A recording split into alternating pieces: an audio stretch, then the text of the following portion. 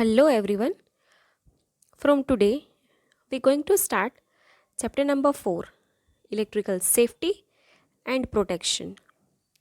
First ચેપ્ટરમાં આપણે electrical field અને મેગ્નેટિક ફિલ્ડ વિશે માહિતી મેળવી. સેકન્ડ ચેપ્ટરમાં આપણે અલગ અલગ ઇલેક્ટ્રિકલ કમ્પોનન્ટ્સ મીટર્સ ભણ્યા. હવે ફોર્થ ચેપ્ટરમાં આપણે જે ઇલેક્ટ્રિકલ ઇક્વિપમેન્ટ્સ છે તેની સામે હાયર વોલ્ટેજીસ સામે સેફટી કઈ રીતે રાખી શકીએ તે ભણવાનું છે. આજના આપણા ટોપિક્સ છે ઇલેક્ટ્રિકલ સેફટી એન્ડ ફ્યુઝિસ.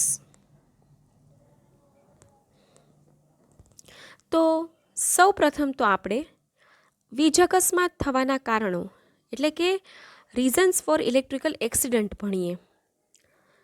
તો તેમાં સૌથી પહેલું રીઝન છે હાઈ વોલ્ટેજ ઇક્વિપમેન્ટને યોગ્ય સલામતીના પગલાં વગર ચાલુ કરવું.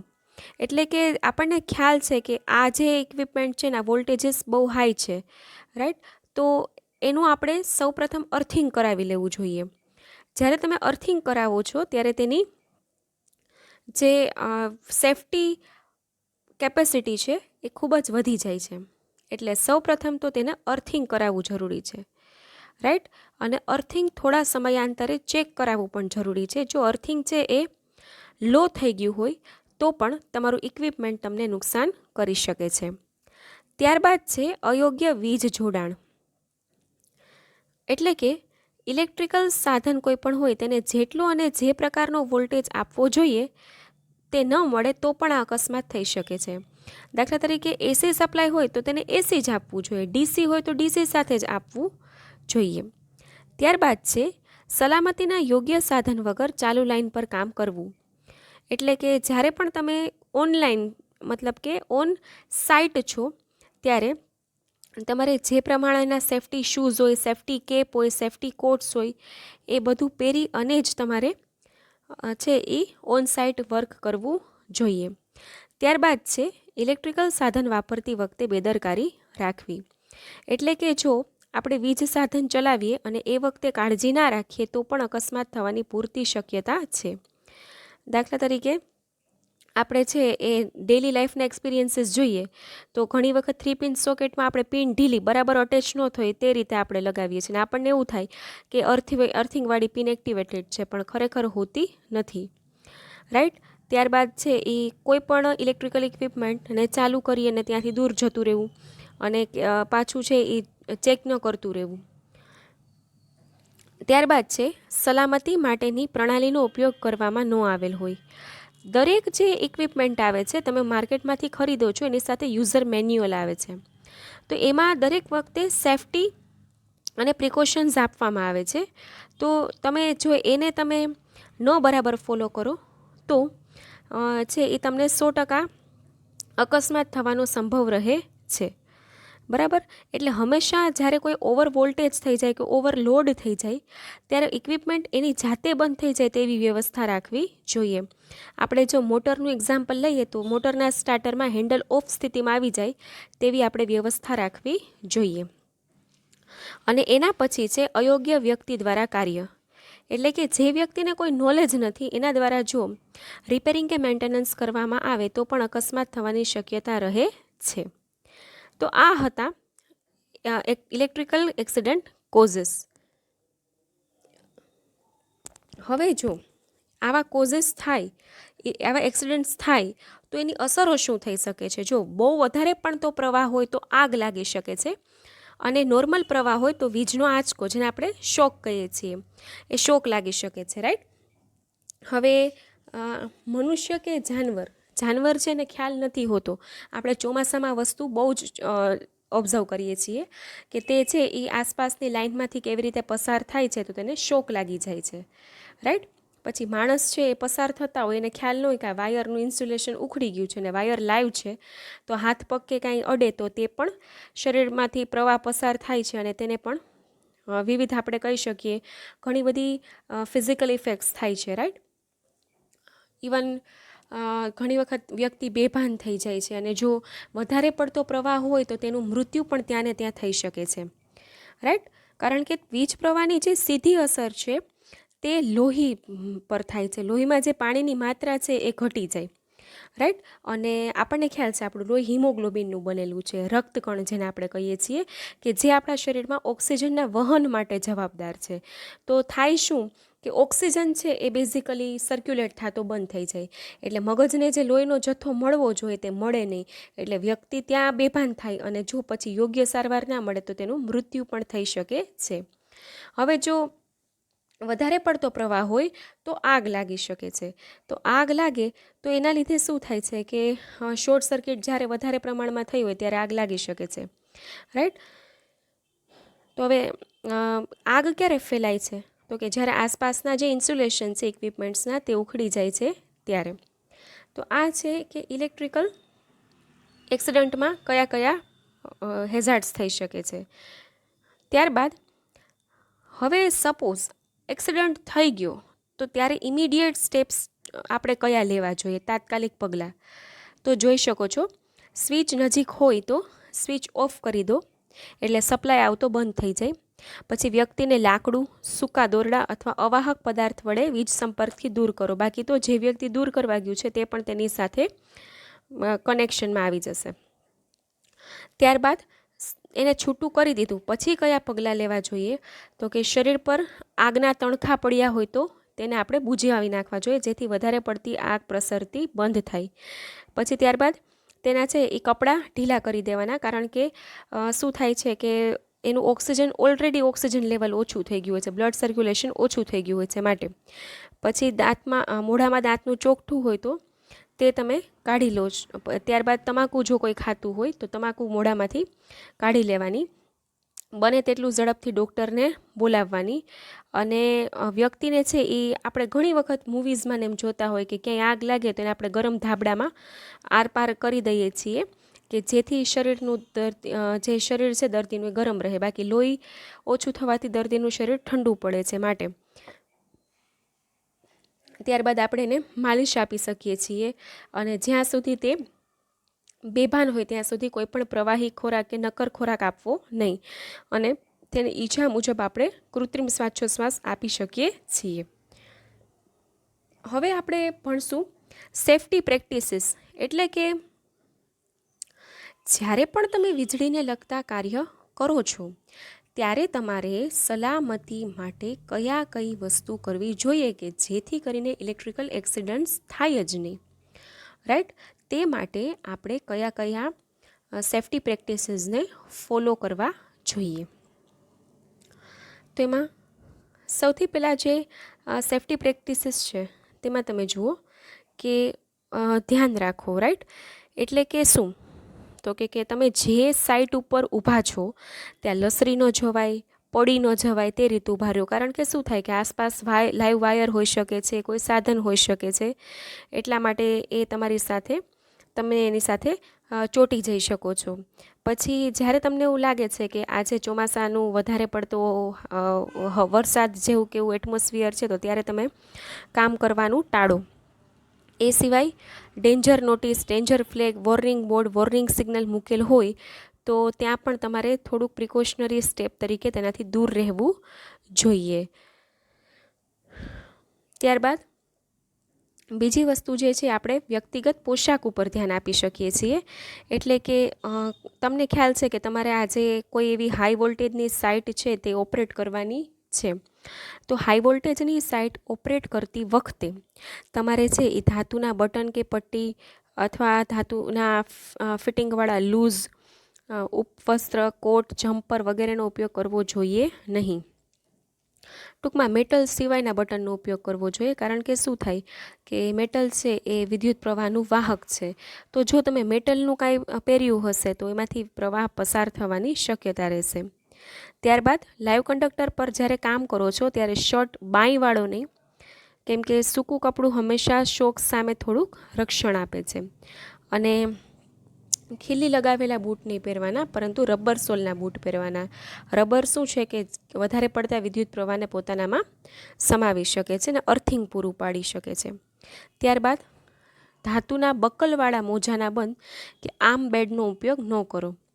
બરાબર, કારણ કે જેટલી ધાતુવાળી વસ્તુ પહેરશો એટલી શોક લાગવાની શક્યતા, કારણ કે તે વિદ્યુત પ્રવાહને પોતાની સાઈડ અટ્રેક્ટ કરે છે, એટલા માટે શોક લાગવાની શક્યતાઓ વધી જાય છે. ત્યારબાદ ધાતુનું કીચેન, ઘડિયાળનો પટ્ટો વગેરે કપડાની બહાર રહે તેમ ન પહેરો. આ બધી વસ્તુઓ લાઈવ પાર્ટના સંપર્કમાં આવવાની પૂરી શક્યતાઓ રહેલી છે. અને જ્યારે પણ તમે વેલ્ડિંગ કરો છો ત્યારે ગોગલ્સ અને સેફ્ટી ગ્લાસનો ઉપયોગ કરવો જરૂરી છે. હવે હંમેશા તમે જ્યારે કાંઈ પણ કોઈ સાઇટને હેન્ડલ કરો છો ત્યારે બધી વસ્તુઓ લાઈવ છે એમ જાણીને જ તમારે રહેવાનું છે. એટલે શું કે તમે છે એ વધારે કોન્ફિડન્સમાં આવી ગયા કે આમાં તો કાંઈ લાઈવ, આ પાર્ટ લાઈવ નથી, આ તો ઇન્સ્યુલેટેડ છે, અને સપોઝ એનું ઇન્સ્યુલેશન દૂર થઈ ગયું તો તમને તકલીફ પડવાની શક્યતા રહે છે. એટલે એકદમ precaution is better than cure. એટલે એકદમ એવું જ માનવાનું કે બધી વસ્તુઓ લાઈવ છે, એટલે એકદમ કાળજીપૂર્વક ડીલિંગ કરવાનું. ત્યારબાદ કામ કરતાં પહેલાં વિચારો.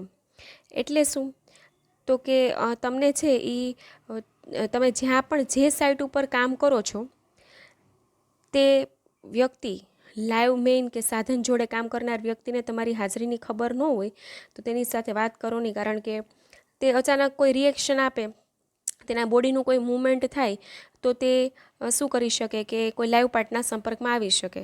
કોઈએ રાડ કે ઉપાડ્યું, ચીઝ પાડી તો સીધે સીધું શું થાય કે કોઈ બોડી મૂવમેન્ટ થાય ને આસપાસ લાઈવ વસ્તુ હોય તો તે તેના સંપર્કમાં આવી અને તેનું મૃત્યુ થઈ શકે છે. ત્યારબાદ છે ભયજનક વોલ્ટેજ. તો ભયજનક વોલ્ટેજ એટલે એ વોલ્ટેજની એ વેલ્યુ કે જે વોલ્ટેજે વ્યક્તિનું મૃત્યુ નિપજી શકે છે અને શોક લાગી શકે છે. તો હંમેશા તમે જ્યાં કામ કરો છો ત્યાં સૌથી પહેલાં તો તમારે અર્થિંગ છે કે નહીં તે જ તમારે ચકાસી લેવું જોઈએ. અને જ્યાં જ્યાં આવા ભયજનક વિસ્તાર લાગે છે ત્યાં તમારે ભયસૂચક ચેતવણી બોર્ડ, ડેન્જર નોટિસ બોર્ડ આપણે જોઈએ છે ક્રોસ કરીને રાખેલા હોય છે રસ્તા ઉપર, જ્યાં હાઈવે પર કામ ચાલતું હોય ત્યાં ડેન્જર કરીને. એટલે જે કોઈ પણ વ્યક્તિ છે એને ખ્યાલ આવી જાય કે આગળ આપણે છે એ એકદમ પ્રિકોશનરી સ્ટેપ લઈને ચાલવાનું છે. તે પછી જે પરમિટ આપતી વ્યક્તિ છે તેણે વોર્નિંગ બોર્ડ મૂકી દેવા જોઈએ, જેથી મેઇન્સને ચાર્જ કરે તે પહેલાં પાછી આવેલ પરમિટને બોર્ડની સંખ્યા સાથે સરખાવી શકાય. અને કોઈ પણ પરમિટ પાછી નથી આવી તેનો ખ્યાલ તુરત જ આવી જાય. પરમિટ એટલે શું તો કે પરમિટ એટલે એક જાતની પરમિશન. પરમિશન મીન્સ કોઈ પણ જે મોટી મોટી ઇન્ડસ્ટ્રીઝના જુદા જુદા યુનિટ્સ હોય છે ત્યાં તમારે કોઈ પણ ઇક્વિપમેન્ટને હેન્ડલ કરવું છે તો તેની માટે તમારે પરમિશન લેવી પડે છે. એટલે પરમિશન કયા સેન્સમાં કે તમારા બધા અપ્લાયન્સીસ બરાબર છે, સપ્લાય બરાબર આવે છે, પ્રોટેક્શન્સ પૂરું રાખવામાં આવ્યું છે, વ્યક્તિ હેન્ડલ કરે છે એ બરાબર છે. એ પરમિટ મળે પછી જ તમે તે યુનિટનું કામ શરૂ કરી શકો છો. એટલે જ્યારે પણ પરમિટ થઈ જાય પછી પરમિટ બોર્ડ હોય તેટલી જ સ્વિચ બોર્ડ છે એ આપણી આખી ઇન્ડસ્ટ્રીમાં હોવા જોઈએ. અને એ પરથી ખબર આવી જાય કે કોઈ પણ પરમિટ આપણે જે ગ્રાન્ટ થવા માટે મૂકી હતી તે પાછી આવી નથી. પાછી આવી પરમિટ એનો મતલબ શું કે આપણને કામ કરવાની પરમિશન મળી નથી. ત્યારબાદ જ્યારે તમે ભેજવાળી જગ્યાએ કાર્ય કરો છો ત્યારે છે એ તમારે વધારાની કાળજી લેવી જોઈએ. માટે જ આપણે છે એ બધી સિઝનમાં ઇલેક્ટ્રિસિટી માટે ચોમાસાને વધારે ડેન્જર ગણીએ છીએ. ત્યારબાદ છે ક્લિપ-ઓન મીટરનો ઉપયોગ. આપણે લોકો સેકન્ડ ચેપ્ટરમાં ક્લિપ-ઓન મીટર વિશે ભણી ગયા છીએ. ક્લિપ-ઓન મીટર એટલે આપણને ખ્યાલ છે કે એક તો છે એ એસી કરંટ માપી શકે છે, ઓલ્ટરનેટિંગ કરંટ, અને એ સિવાય કોઈ પણ વાયર જે છે એ લાઈવ છે કે ન્યુટ્રલ એ છે એ માપી શકે છે. એટલે તમે ક્લિપ-ઓન મીટર યુઝ કરો એટલે શું થાય કે તમને ખ્યાલ આવી છે કે કયો વાયર આમાંથી ન્યુટ્રલ છે અને કયો વાયર લાઈવ છે. એટલે લાઈવ વાયરથી તમે બચવા માટેના પ્રિકોશન્સ લઈ શકો છો.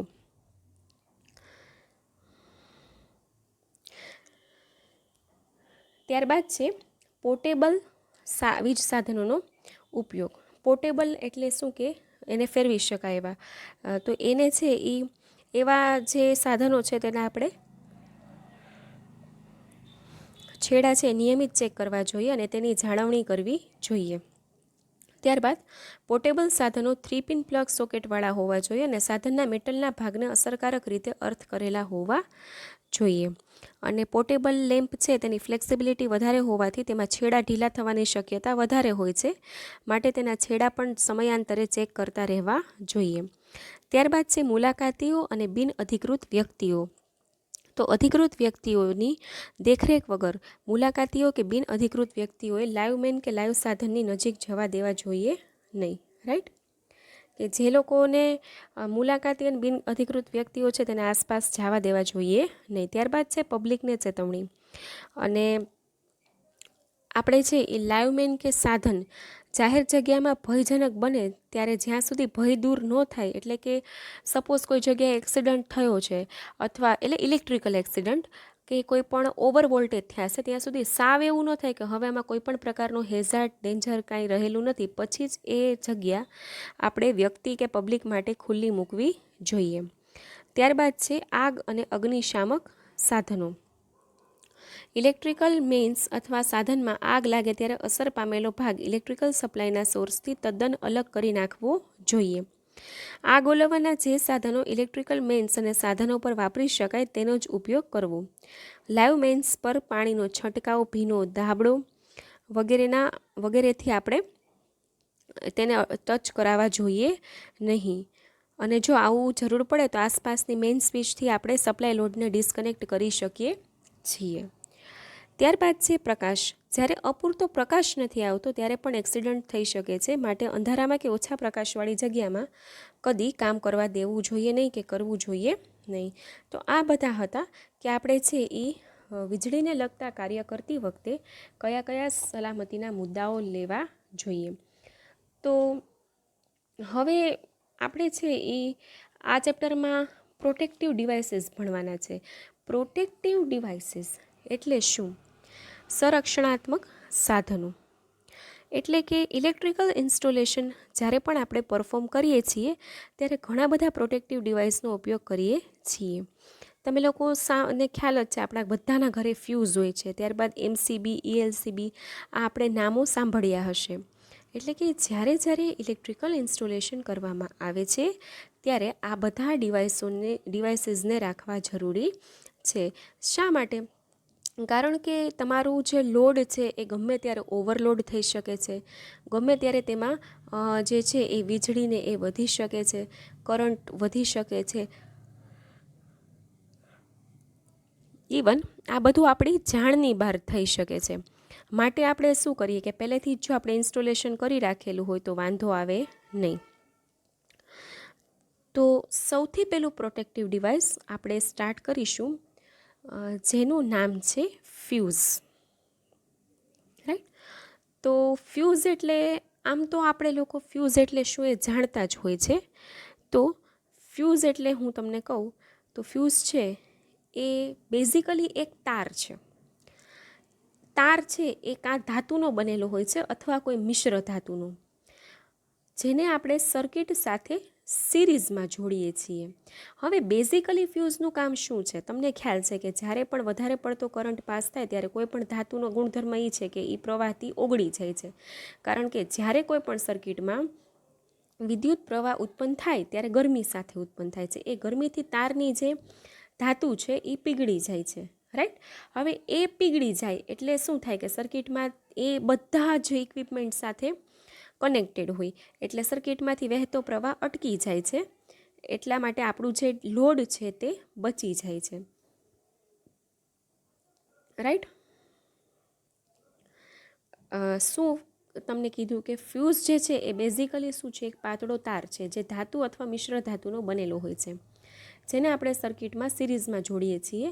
જ્યારે પણ સર્કિટનો પ્રવાહ ફ્યુઝ વાયરની કેપેસિટી કરતાં વધી જાય ત્યારે ફ્યુઝ વાયર ગરમીથી પીગળી જાય છે અને સર્કિટમાંથી વહેતો પ્રવાહ અટકી જાય છે. ફ્યુઝ છે એ આપણે બે રીતે ઉપયોગમાં લઈ શકીએ છીએ, લો અને મીડિયમ કેવી પર ઉપયોગમાં લઈ શકીએ છીએ. હવે જે અંદર તાર છે તેને આપણે ફ્યુઝ એલિમેન્ટ કહીએ છીએ. ફ્યુઝ વાયરની અંદર જે તાર છે તેને આપણે ફ્યુઝ એલિમેન્ટ કહીએ છીએ. ફ્યુઝ એલિમેન્ટ જે છે એ ટીન્ડ કોપર, લેડ અથવા ટીનની મિશ્ર ધાતુનું બનેલું હોય છે. રાઈટ, ફ્યુઝ વાયર જે છે, ફ્યુઝ એલિમેન્ટ જે છે તે ટીન્ડ કોપર, લેડ અથવા ટીનની મિશ્ર ધાતુનું બનેલું હોય છે. ફ્યુઝ છે એ થર્મલ ડિવાઇસ છે. શા માટે? કારણ કે જો તેમાંથી પસાર થતા પ્રવાહની કિંમત વધે તો તેને પીગળવા માટેનો સમય ઘટે છે અને તે ફટાફટ પીગળી જાય છે અને આપણો જે લોડ છે તે તરત જ સપ્લાયથી ડિસ્કનેક્ટ થઈ જાય છે. એટલે આપણે એવો શબ્દ ડેઇલી લાઈફમાં યુઝ કરતા હોઈએ કે ફ્યુઝ પડી ગયો. ખરેખર ફ્યુઝ પડી ગયો એટલે શું થાય કે મેઇન સ્વિચ આખી બંધ થઈ જાય, એટલે ઘરના દરેક ઇક્વિપમેન્ટ્સ છે તે ચાલતા બંધ થઈ જાય. ફ્યુઝ પડી જવો એટલે શું? કાંઈ નહીં, પરંતુ ફ્યુઝ પડી જવો એટલે તમારો લોડ અને સપ્લાય એકબીજાથી ડિસ્કનેક્ટ થઈ જવા, મેઇન સ્વિચથી ડિસ્કનેક્ટ થઈ જાય. એટલે એક ખાલી ફ્યુઝ તમારે રિપ્લેસ કરવો પડે, પણ ઘરના જેટલા પણ ઇક્વિપમેન્ટ્સ છે તેને તમારે ડિસ્કનેક્ટ કરવા પડતા નથી. એટલે ફ્યુઝ તરીકે જનરલી ઓછું ગલનબિંદુ એટલે જે તાર જલ્દી પીગળી જાય તેવી જ આપણે ધાતુ વાપરીએ છીએ. એટલે ટિન્ડ કોપર, લેડ, ટીન, ટંગસ્ટન આનું જ રાખવામાં આવે છે. હવે આ જે ફ્યુઝ છે તે મુખ્યત્વે બે પ્રકારના છે, રીવાયરેબલ અને કાર્ટિસ્ડ. રાઈટ, આ જે ફ્યુઝ છે તે બે પ્રકારના છે, રીવાયરેબલ અને કાર્ટિસ્ડ ટાઈપ. એમાં સૌથી પહેલાં આપણે સ્ટાર્ટ કરવા જઈ રહ્યા છીએ રીવાયરેબલ. હવે તમે જેમ નામ જાણો છો તેમ રીવાયરેબલ એટલે શું થશે? રીવાયરેબલ આપણે સીડી લઈએ તો શું હોય? રીરાઇટેબલ.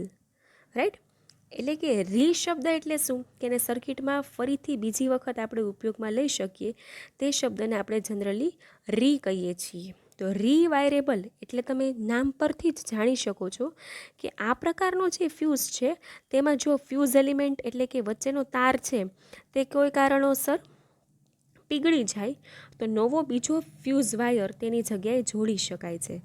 આ પ્રકારના ફ્યુઝમાં જો ફ્યુઝ એલિમેન્ટ કોઈ કારણોસર પીગળી જાય તો નવો બીજો ફ્યુઝ વાયર તેની જગ્યાએ જોડી શકાય છે, માટે તેને રીવાયરેબલ પ્રકારનો ફ્યુઝ કહે છે. હવે તેનું બીજું નામ છે કટઆઉટ. બરાબર, કટ આઉટ એટલે શું? કટ એટલે કાપવું, આઉટ એટલે બહાર, કાપીને જેને આપણે બહાર ફેંકી શકીએ છીએ.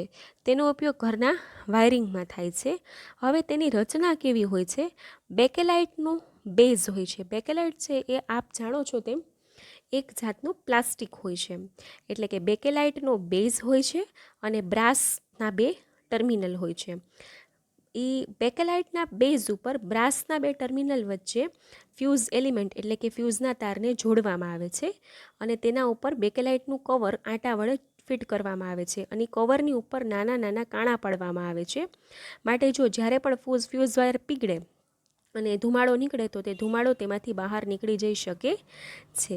આ થઈ કટઆઉટ પ્રકારની રચના. હવે છે કિટકેટ.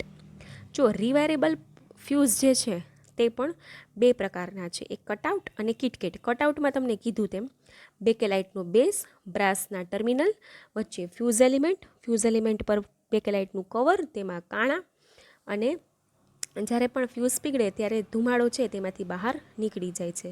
ત્યારબાદ છે રીવાયરેબલ પ્રકારની બીજી રચના જેને આપણે કિટકેટ કહીએ છીએ.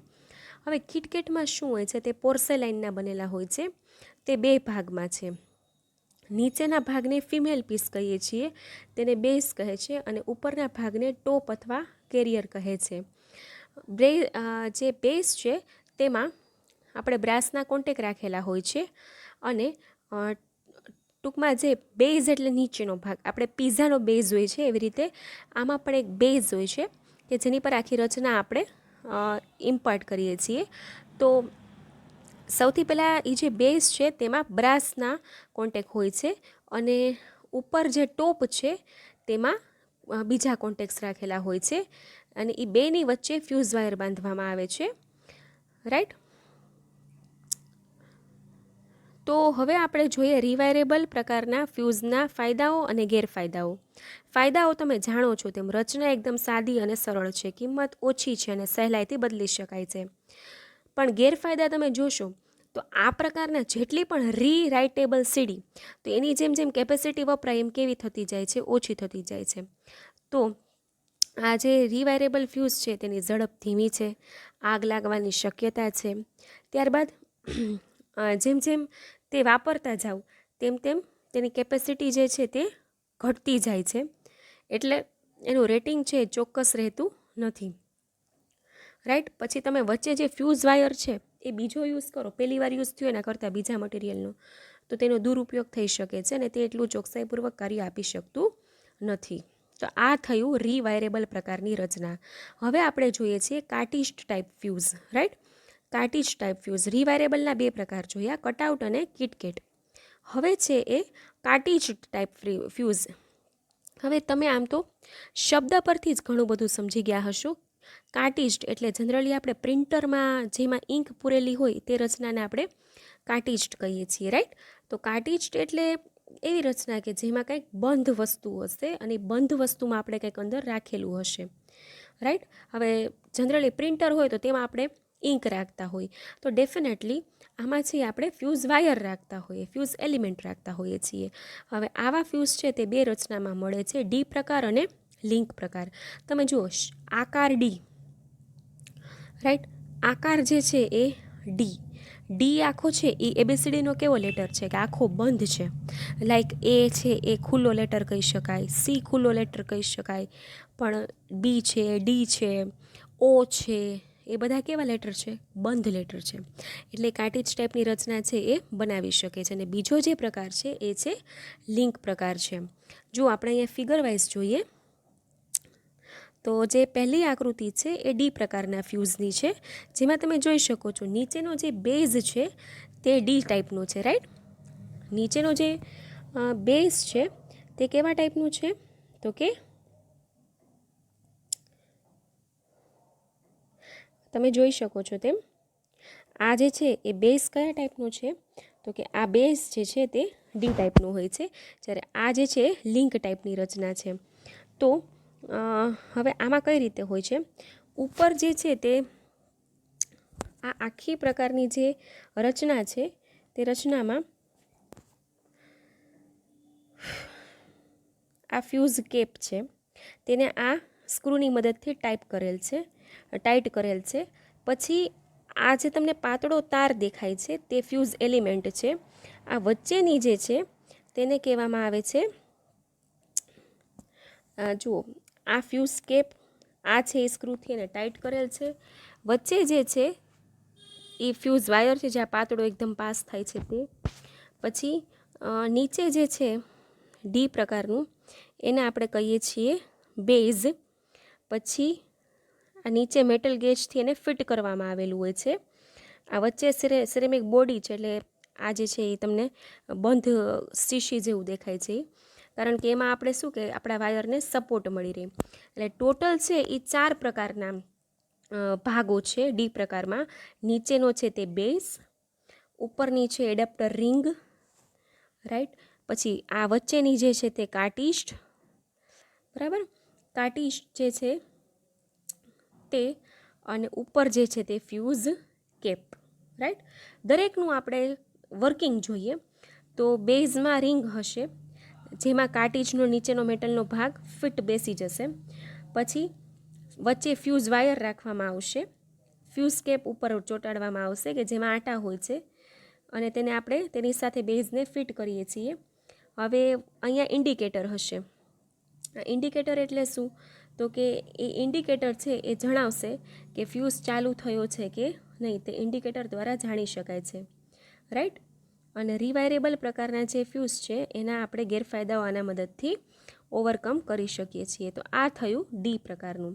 હવે જે સેકન્ડ ટાઈપ છે તે છે એ લિંક પ્રકારનું. તમે જાણો છો તેમ લિંક પ્રકારનો જે છે તેમાં શું હશે? આ ઉપર તમે જોઈ શકો છો તેમ લિંક છે ઉપર ને નીચે. આ વચ્ચેનું જે છે તે બોડી છે સિરેમિકનું, ઉપર અને નીચે તે બ્રાસની એન્ડ કેપ છે. અંદર જે છે તે ભેજ શોષક મટીરિયલ છે, કારણ કે તેમાં ગરમી વારે ઘડીએ ઉત્પન્ન થશે, રાઈટ. એટલે હવે આપણે જો આની આખી રચના જોઈએ તો લિંક પ્રકારના કાર્ટિસ્ટમાં ફ્યુઝમાં બોડી સિરેમિકનું બનેલું હશે. બંને તરફ આ બ્રાસની છે એ એન્ડ કેપ, આ તમને ઉપર અને નીચે દેખાય છે તે રાખવામાં આવે છે. અંદરના ભાગમાં 2 આઉટર એલિમેન્ટ રાખવામાં આવે છે. આઉટર એલિમેન્ટ એટલે તમે જોઈ શકો છો કે અહીંયા ઉપર અને નીચે આઉટર એલિમેન્ટ રાખવામાં આવ્યા છે. અને ફ્યુઝ એલિમેન્ટની ફરતે ક્વાર્ટ્સનો બનેલો આ જે છે તે ફિલિંગ પાવડર ભરવામાં આવે છે. પછી આ કાર્ટિસ્ટ જે છે એટલે કે આ વચ્ચેનો જે પોર્શન છે, રાઈટ, આ વચ્ચેનો જે પોર્શન છે તમને જો હું ફ્યુઝ તાર બતાવું, આ જે તમને દેખાય છે વચ્ચે તાર જેવું એ છે એ આ બે આઉટર એલિમેન્ટને સપોર્ટેડ હશે, એને ફ્યુઝ વાયર કહેવાય, બરાબર. ફ્યુઝ તાર જે ફ્યુઝ એલિમેન્ટ જે મેઇન છે તે, રાઈટ. તો આ જે રચના થઈ તે લિંક પ્રકારની થઈ. આનાથી તમે બધા જે ડિસએડવાન્ટેજ છે તેને ઓવરકમ કરી શકો છો. અને થર્ડ ટાઈપનો જે આપણો ફ્યુઝ છે તે છે HRC. પેલો તમે જોયો રીવેરેબલ, એમાં કિટકેટ અને કટઆઉટ. સેકન્ડ જોયો એ જોયો કાર્ટીજ ટાઈપ, ડી અને લિંક. અને થર્ડ જે છે તે છે HRC, હાઈ રપ્ચરિંગ કેપેસિટી ફ્યુઝ. સૌથી વધારે અત્યારે વપરાતો ફ્યુઝ એટલે હાઈ રપ્ચરિંગ કેપેસિટી. નામ જ જણાવે છે તેમ, રપ્ચરિંગ એટલે વધારેમાં વધારે રફ ફ્યુઝ જેનો થઈ શકે તે, બરાબર. આ પ્રકારનું જે ફ્યુઝ છે તેની આપણે રચના જોઈએ તો તે શોર્ટ સર્કિટ કરંટ એટલે કે અતિશય વધારે વેલ્યુનો જે કરંટ છે તેને પોતાનામાંથી સેફલી પસાર કરી શકે છે. બાકીના બે જે ફ્યુઝ છે તેના કરતાં તેની કરંટ કેરિંગ કેપેસિટી વધારે હોય છે. અને આ પ્રકારનો જે ફ્યુઝ છે તેમાં જ્યારે પણ હાઈ વેલ્યુ કરંટ પાસ થાય છે ત્યારે તે છે એનું અંદરનું એલિમેન્ટ મેલ્ટ થાય છે, એટલે કે પીગળી જાય છે. અને તરત જ જે એની સર્કિટને જેને લોડ સાથે સપ્લાય સાથે કનેક્ટ કરેલી હોય છે તે તરત જ ડિસ્કનેક્ટ થઈ જાય છે, રાઈટ. અને HRC માટેનું સૌથી વધારે વપરાતું મટીરિયલ તે ગ્લાસ છે, પણ દરેક કેસમાં ગ્લાસ હોઈ શકતું નથી. ઘણા બધા અધર કેમિકલ કમ્પાઉન્ડ્સ પણ આપણે તેમાં યુઝ કરી શકીએ છીએ, રાઈટ. અને તેની બહાર જે છે એ આપણે એને અતિશય પ્રોટેક્ટિવ રીતે રાખીએ છીએ, જેથી બહારના ડિસ્ટર્બન્સને અંદર આવતું અવોઇડ કરી શકીએ છીએ, રાઈટ. તમે એની રચના જોઈ શકો છો. તમે જુઓ બહાર એને ખૂબ જ પ્રોટેક્શન આપેલું છે, જેથી અંદર બહારથી આવતા જે કાંઈ પણ ડિસ્ટર્બન્સ છે તેને તમે રોકી શકો છો અને અંદરથી કોઈ બહાર કિરણ મતલબ જે કાંઈ પણ રેસ છે તે જઈ શકતા નથી.